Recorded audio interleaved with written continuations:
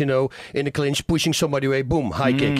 Yeah. And it went down. And then you see everybody starts doing it, and everybody knows it doesn't work anymore. And then he pushed away with the low kick. And I go, wow, and I teach this a lot in my class too, because if I push you, your balance shifts backwards, so you don't flex your leg. That low kick doesn't need to be hard, trust me, because the muscle is relaxed. It goes straight through, so a little push while you kick is a very good thing to do. You look at the expeditious evolution of it. When we go back, I remember doing voiceover for some pancrase fights for Fight Network in Toronto, and you know, back where you watched a sport under what was MMA rules, and well, there's that, but it just didn't exist to them at the time in their the mindset or the drilling, as you say. And it's interesting when you look at now people who that's all they've trained in, guys like Cody Garbrandt, for instance, and all these kids, TJ Dillashaw, where it's I love watching the growth. There's only a certain amount of moves that you can do, right? Like arm bars, everybody knows those, and the chokes.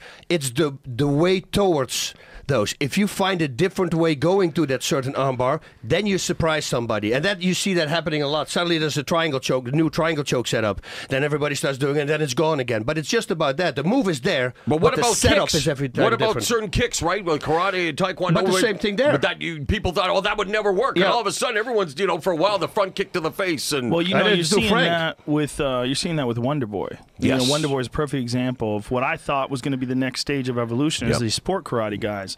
The guys, you know, like Michael Venom Page, Machida, Raymond Daniels, who went over to Glory. Love Daniels. And what these guys are doing is they're showing that if you have all those other skills, well, then those traditional martial arts techniques become very novel, and people don't know what to do with them.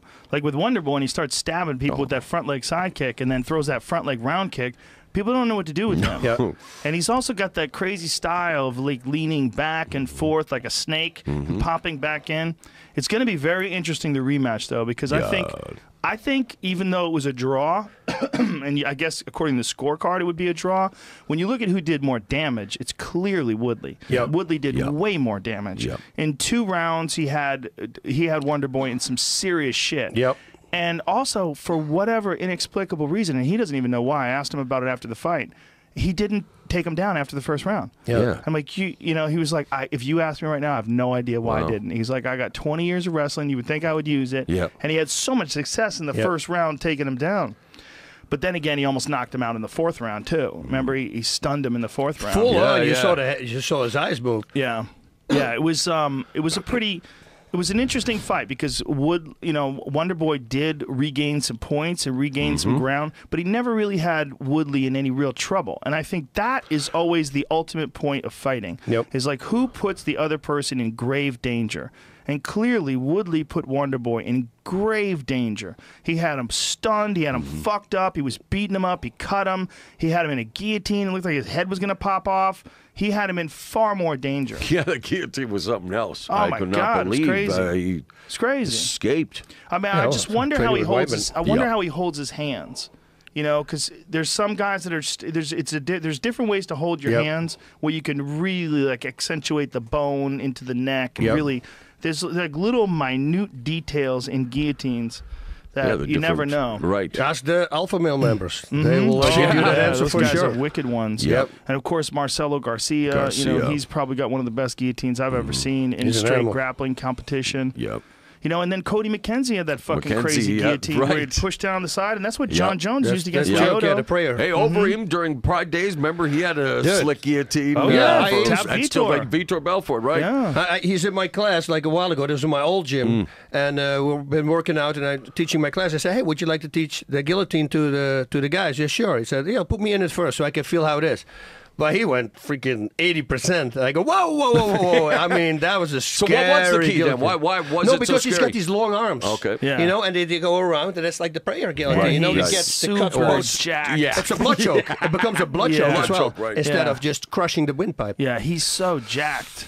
he's such a fucking giant dude too, with those long ass arms. You know, you should see him doing like lifting cars and all that stuff that he did in Holland, and walking with like 150 kilos, you know, 75 kilos in each thing, and then running with it. You know, like a suitcase. But another guy represents redemption in the sport, and you hear, you know, now what's going on with Ronda and everything. But even Mark Hunt, like there's MMA. You know, I spent a few years now doing boxing, where one loss ruins your career, it seems, for whatever stupid reason. But in MMA, there are so many redemptions. Even Overeem has been up, down, up, down. There's still a bad narrative in boxing, unfortunately, that someone who loses a fight doesn't come back and wins. I thought MMA was going undefeated. to help that. I think for a bit it did. I mean, Bernard Hopkins had a Hall of Fame career after losing his first fight. So again, I don't understand that. It's weird how our society, we're fixated. You know, the good-looking people who can fight are getting these huge numbers, where shouldn't it just be in this sport? Okay, you're a fighter, you're a talented fighter, and I know for some, but it just seems like America especially is about the cosmetics, right? Well, sort of, but I don't know if that's totally fair. Totally because true? I think what we have is this giant pool of hardcore fans, right? Yep.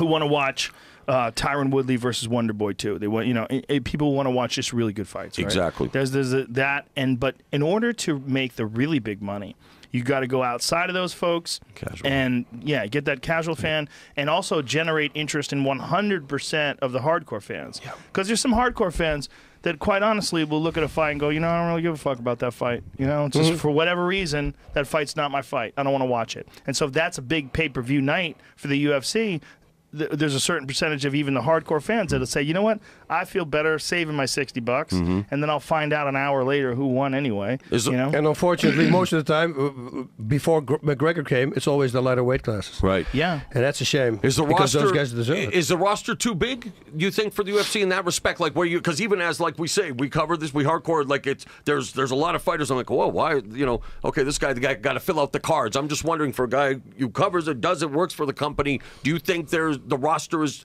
too big, or you're happy with the way it is now in terms of fights? I don't make fights. Right. So if I said that, I would really have to do research before I say if the roster's too big. But if they don't fight if in this roster, the question then becomes, where do they fight? Because they have to get fights somewhere. And would it be better for some of these lighter, not lighter, but lighter, inexperienced guys, like a Mickey Gall, for instance, who just right away now is fighting in the UFC, beat Sage Northcutt, so holy shit, now the kid's a star, right? He beats up CM Punk. He's great behind the microphone. Yes, he is a star. Great behind the microphone, good-looking kid, boom. smart.